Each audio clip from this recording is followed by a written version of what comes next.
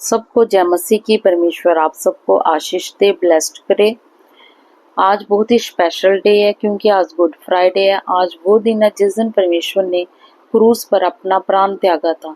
परमेश्वर ने अपना प्राण केवल हमारे लिए त्यागा, हमारे पापों को धोने के लिए, हमारी बीमारियों को लिया, हमारे सारे पाप अपने ऊपर लिए। उस दिन परमेश्वर ने अपने आप को पापी ठहराया केवल हमारे लिए। परमेश्वर ने अपने हमसे इतना प्रेम किया कि अपना इकलौता पुत्र हमारे लिए कुर्बान कर दिया। जिस दिन गतसमनी में प्रार्थना परमेश्वर कर रहे थे, परमेश्वर उस दिन उसी रात को परमेश्वर को धोखे से पकड़ा गया था। उस दिन परमेश्वर अपने पिता से यह प्रार्थना कर रहे थे कि उस दिन खुदा बहुत उदास थे और उन्होंने अपने पिता से प्रार्थना की, यदि हो सके तो यह कटोरा मुझसे टल जाए, तो भी जैसा मैं चाहता हूँ वैसा नहीं, परंतु जैसा तू चाहता है वैसा ही हो। परमेश्वर इस बात के लिए नहीं थे व्याकुल, नहीं थे कि इसलिए उदास नहीं थे कि उन्हें क्रूस पे चढ़ाया जाना है, जहाँ कूड़े पड़ने हैं। खुदा इसलिए उदास थे क्योंकि जब परमेश्वर के ऊपर सभी पाप आए थे तो तब पिता ने थोड़ी देर के लिए अपने पुत्र का साथ छोड़ा था। तो परमेश्वर इसलिए व्याकुल था उस घड़ी कि मेरे पिता का मेरे साथ नहीं होगा।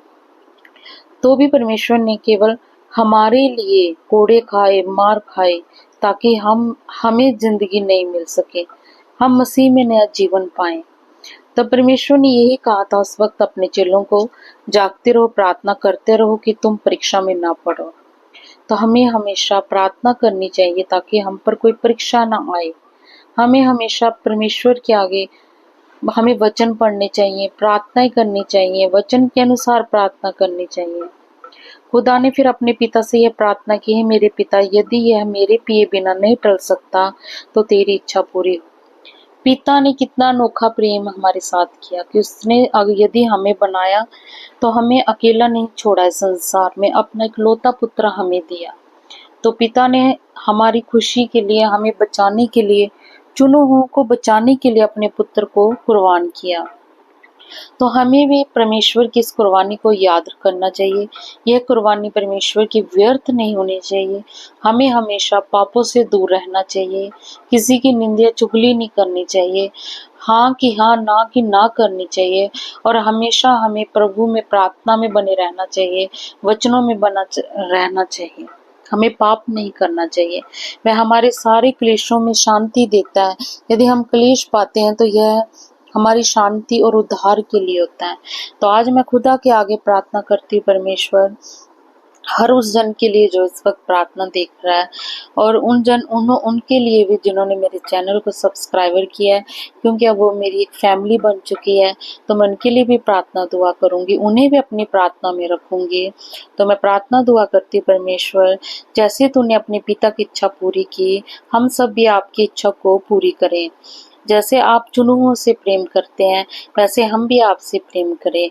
मैं मांगती हूँ सबके लिए कि तेरा स्वभाव हम सबको मिले और हम तेरे वचनों में चले। परमेश्वर मैं सबके लिए प्रार्थना दुआ करती, खुदा अपने स्वर्गीय झरोखों से इनकी सारी तंगियों को दूर करो, सारे क्लेशों को दूर करो प्रभु।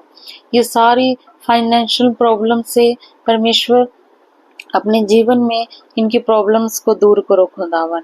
हे मेरे सामर्थ्य पिता, तेरी कुर्बानी को हमेशा ये याद रखें और तेरा डर माने, भय माने।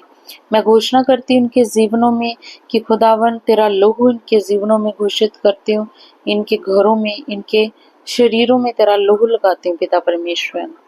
खुदावन मैं प्रार्थना दुआ करती, खुदावन तू शांति का राजा, इनको अपनी शांति दे पिता परमेश्वर।